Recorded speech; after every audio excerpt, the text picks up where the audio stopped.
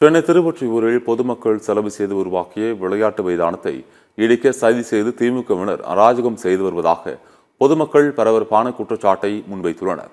திருவொற்றியூரில் உள்ள நெய்தல் பகுதிக்கு மாநகராட்சிக்கு சொந்தமான சிறுவர் விளையாட்டு பூங்கா கடந்த 10 ஆண்டுகளாக பராமரிப்பு இல்லாமல் இருந்தது. இதனால் கொரோனாவுக்கு பிறகு அப்பகுதி இளைஞர்கள் ஒன்று செய்து சுமார் 1.5 லட்சம் ரூபாய் நிதியில் விளையாட்டு பூங்காவை தூய்மைப்படுத்தி ஒரு பகுதியில் இறகுப்பந்து மைதானம் அமைத்தனர்.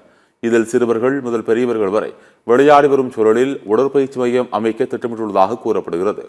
பூங்காவின் பெரும்பாலான இடம் காலியாக உள்ள நிலையில் பொதுமக்கள் நிதி திரட்டி 1.5 லட்சம் ரூபாயில் கட்டப்பட்ட இறகுப்பந்து மைதானத்தை இடித்து அந்த இடத்தில்தான் உடற்பயிற்சி மையம் அமைக்க வேண்டும் என்று திமுகவை சேர்ந்த சில நிர்வாகிகள் எம்எல்ஏவிடம் முறையிட்டதாக அப்பகுதி மக்கள் குற்றம் சாட்டியுள்ளனர். இதற்கு அப்பகுதி மக்கள் கடும் எதிர்ப்பும் தெரிவித்துள்ளனர். இங்கே சொந்த செலவில் எல்லாரும் சேர்ந்து இங்கே இருக்க மக்கள் ஒரு கிரவுண்டு போட்டு பேட்மிண்டன் கிரவுண்டை ஒரு 6 வருஷமாக விளையாண்டுட்டு இருக்கிறாங்க. சிறுவர்கள் விளையாடுறாங்க. காலையில் பெரியவங்க விளையாடுவாங்க, வயசானவங்க 60 வயசுல இருந்து 6 வயசு வரைக்கும் விளையாடுறாங்க. அனைவருக்கும் உகந்த பார்க்காக இருந்தது.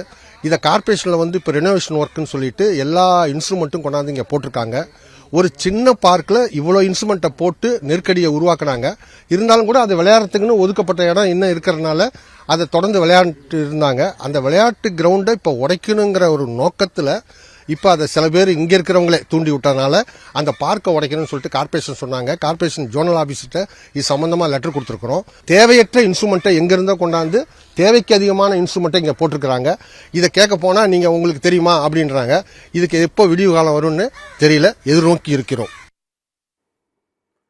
விளையாட்டுத்துறையின் கீழ் துணை முதலமைச்சர் உதயநிதி ஸ்டாலின் பல அறிவிப்புகளை வெளியிட்டாலும் அவை கீழ்மட்டத்திற்கு ஒன்றும் வரவில்லை என்று மக்கள் கூறுகின்றனர்.